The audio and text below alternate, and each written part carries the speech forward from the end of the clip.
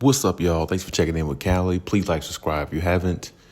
So, just to be straight up, the Clippers are playing the worst basketball in the NBA right now, or at least it looks like it.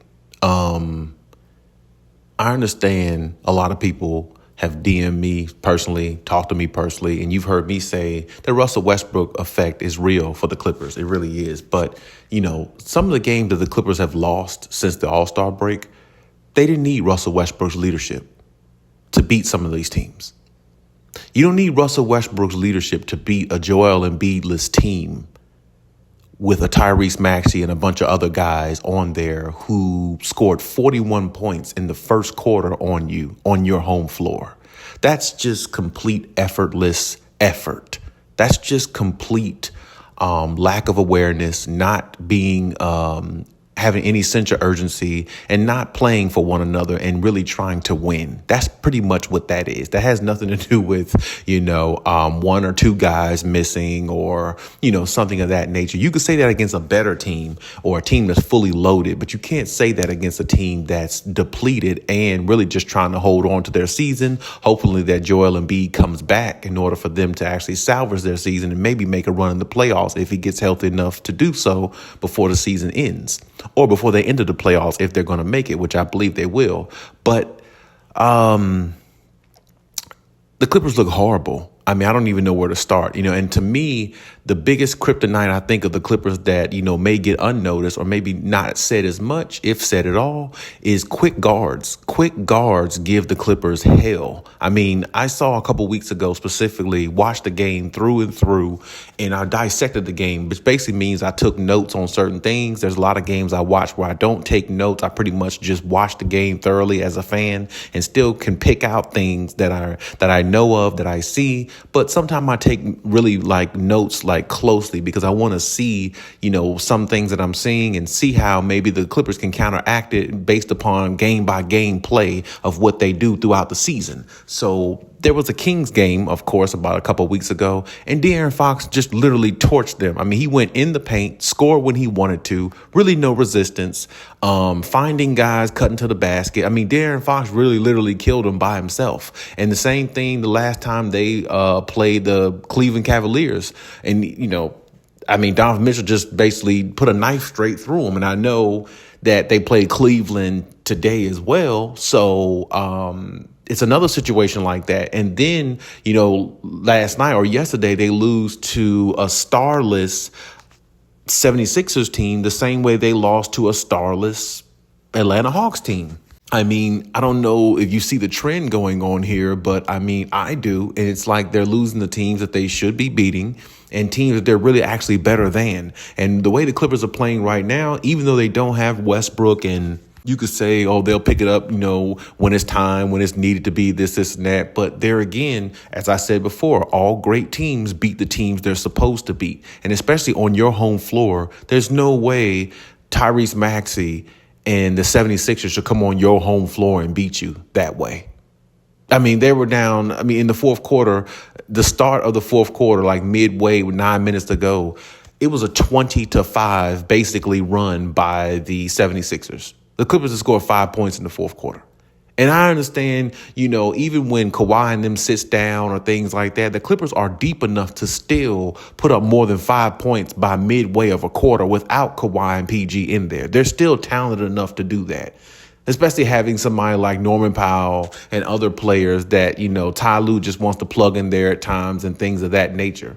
But it's a struggle for the Clippers. It really is. And, I understand some guys in the bench are out of place because, like I said, with Russ being there, he's another playmaker, he's another scorer, and he's somebody that, brings that type of energy. But, they have other guys that are supposed to bring energy. Bones could bring energy. Terrence Mann brings energy. Those guys bring energy, too. It's not really just all about that. It's about just doing your job, maintaining the guy that's in front of you, staying with the guy that's in front of you, who you are guarding, and communicate on defense. Because if guards can just knife their way in the paint the way they want to, score when they want to, get wide open threes, or pretty much manipulate the whole game, it doesn't matter what Kawhi and PG does offensively, possibly really even defensively, because they can't guard every single person on the floor. That's the reason why you have other players on the floor to do their job. And then on top of that, when you think about, those two actually having to do most of the scoring load most nights, where last night, they pretty much had like 18, 20 points somewhere in there between the both of them.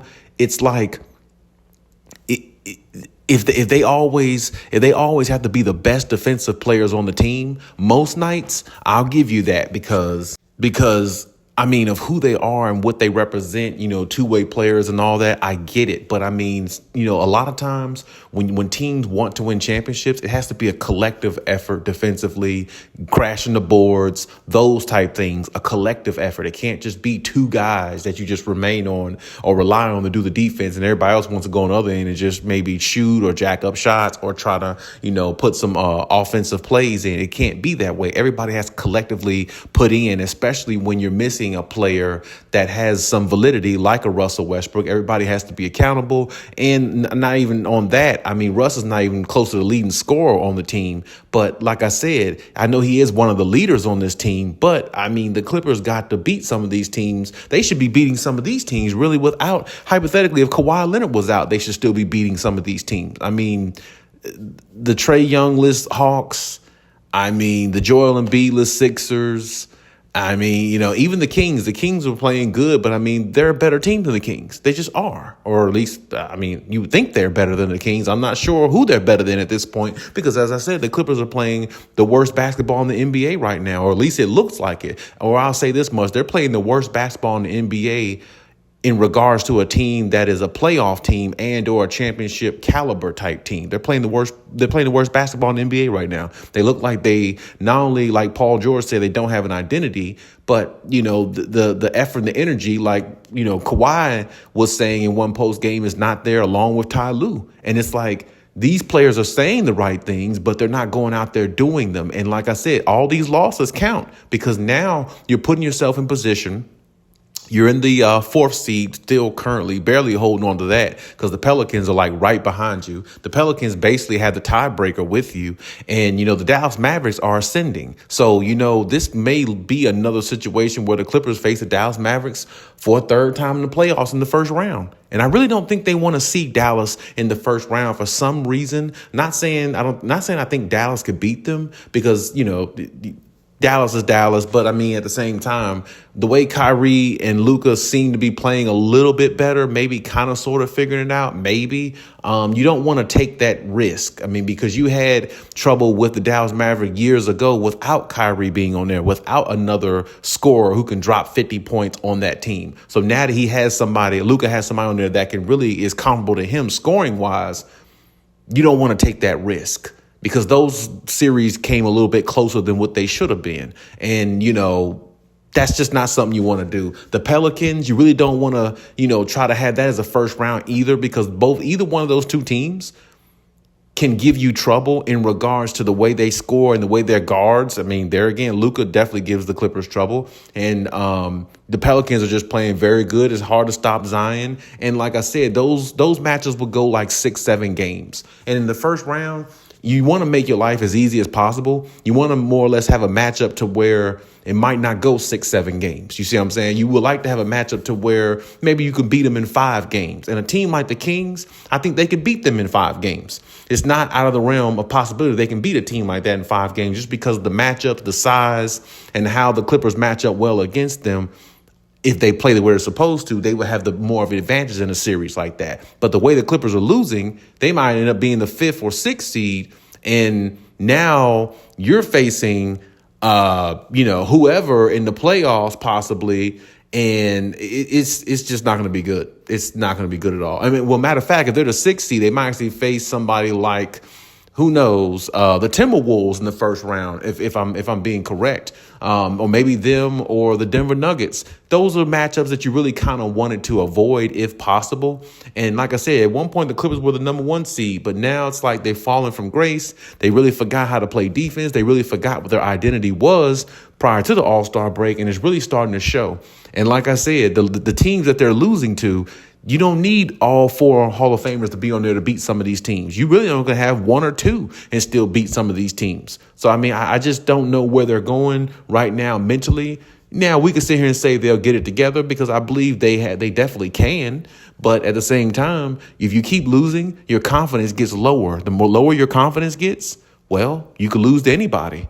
A la what happened to them against Denver a few years ago. They start losing those games when they was up 3-1. Their confidence got down. Then they fatiguely got tired. And then what happened? They imploded in the bubble. See what I'm saying? So losing doesn't cause confidence to go up. It causes it to stay stagnant or go down. And when your confidence is down, you could lose to anybody. So I really hope the Clippers figure this out because honestly, what I'm seeing just in their effort and things like that, it's just a whole lot different. And they really just don't look like a team that really has, a grasp on things. And that right there could be a problem.